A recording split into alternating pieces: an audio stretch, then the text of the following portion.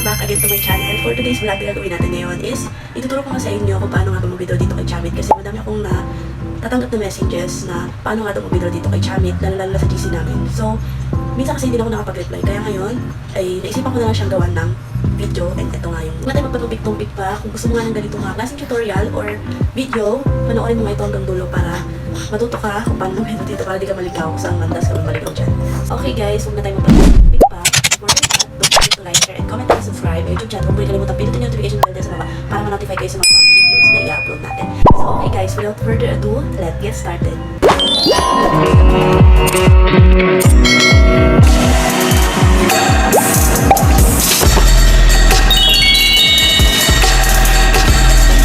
So ayan guys, withdrawin na namin yung earnings sa Chamit, which is pag $10 na pwede na siyang withdrawin.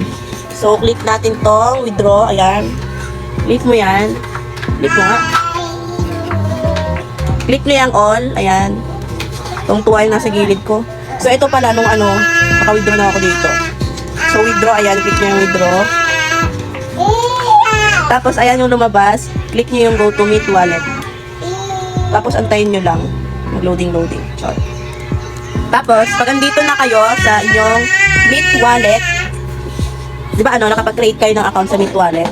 So, yung kinreate nyong account or binind ninyo sa inyong Chamit para maka-withdraw kayo, yun din yung ilalagay nyo dyan. So, dito ko na screen recording sa cellphone para mas klaro.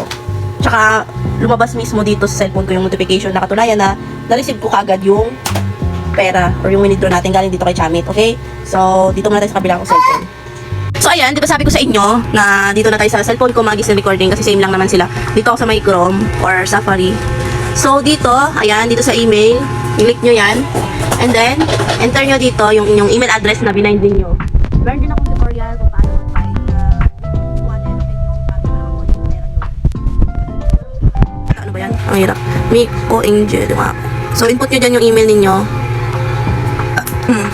Tapos, click nyo itong next.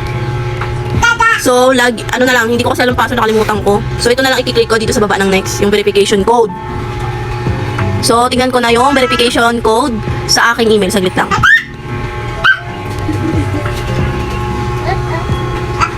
So, ito na yung code, 161037.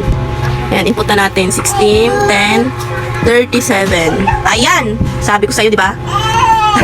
Ayan, pumasok na nga yung $10 dito sa ating Meet Wallet na withdraw natin kaganina. So, ito na yung mga nakaraan or previous withdrawal. Ayan, as you can see, kung ay maniwala, hindi wag. Char. So, click natin tong cash out. Ayan, so, dito, binayin ko na yung aking GCash. So, bahala kayo kung gusto nyo, bank card, GCash, or ePay, yung ibahin nyo dyan. Pero aking GCash, yan naman yung madala. So, sunod dyan is, i-click mo tong all, ito, ayan o, yung green na all. Click mo yan, and then, click mo tong submit para ma-withdraw na. Tapos, input nyo dito yung inyong PIN pag kayo nagwi-withdraw. So, input ko lang yung akin. And then, ayan, complete estimated arrival time within 2 working days. Iingay ng mga pasensya na ha. Pasensya na. So, ayan, antayin lang natin na ma-send sa aking GCash yung payment. So, i-back na natin ha. O, ayan. O, ito. Tignan nyo yung oras ha para maniwala kayo. Ayan, di ba? Sabi ko sa inyo, complete withdrawal na. So, punta na tayo sa aking GCash. Nakabanyok patid ko kasi baka daw di na na-withdraw. So, nakalimutan ko yung notification ng GCash ko kaya walang bas dito. So, ngayon, ingay naman ito. Punta tayo sa aking GCash. Tignan natin kung meron nang pumasok na payment or ating withdraw galing kay Chamit. Alam nyo guys, di maniwala kayo sa hindi. Super legit nga si Chamit. Okay, legit yan si Chamit. Nung una, di rin ako naniniwala. Pero sinubukan ko. Ayun, naniwala ako. Malamang. Ayan! Tungtuwa siya. Sa kapatid ko kasi yun. Kaya pinawithdraw niya na sa GCash ko. Tapos tayo sa transaction. Then, ayan, tignan nyo. 22? 5.38. Kung may papasok sa'yo yan. Ayan, receive GCash from NetBank with account ending in, ganyan. So, ayun na yung na-withdraw din niya.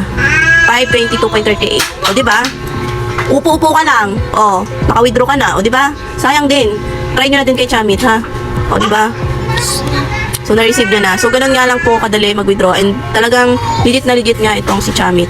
Ayun nga guys, naituro ko na nga sa inyo kung paano nga mag-withdraw dito kay Chamit. So, super dali lang and sana may natutunan kayo sa vlog na ito, sa video na ito. Kung gusto niyo itong video na ito, kung ano mag-comment dyan, like, huwag mo rin kayo pindutin yung subscribe button at notification bell para lagi kayo ma-notify sa mga bagong uploads natin. Kung gusto niyo rin register kay Chamit, nandiyan lang sa description box ko yung link, ilalagay ko dyan.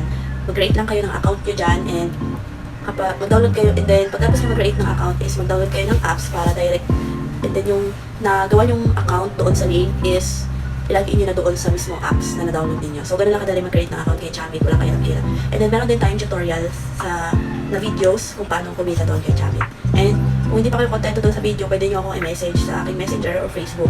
So, yun guys, hanggang dito na lamang po yung ating vlog. Kung meron kayong mga suggestion videos na gagawin natin sa next vlog is mag-iwan lamang po kayo ng comment dyan sa baba. So, timer lang guys, yung Chamit is para lang sa female or sa mga Becky. Pwede na sa Becky.